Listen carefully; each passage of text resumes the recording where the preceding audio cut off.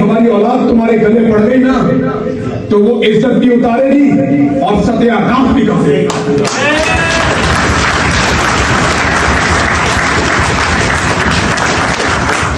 एक चीज मैं एक तो अरशद भाई का एक बड़ा शेर मैं जहां में भी जा रहा हूं पढ़ के सुनाता हूं, और अरशद भाई की ये बात जब मैं करता हूं तो मुझे बड़ा हौसला मिलता है। मेरा बहुत थोड़ा ताल्लुक था अरशद शरीफ से, बहुत ही थोड़ा सा, 8 महीने का।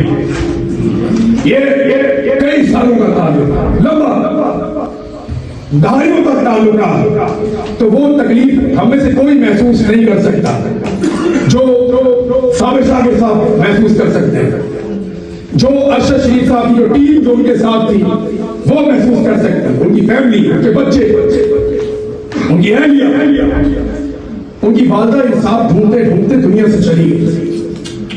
लेकिन क्या एक ही अदालत है? इस अदालत के जज ये सोचें कि तुमने एक मां को इंसाफ नहीं दिया,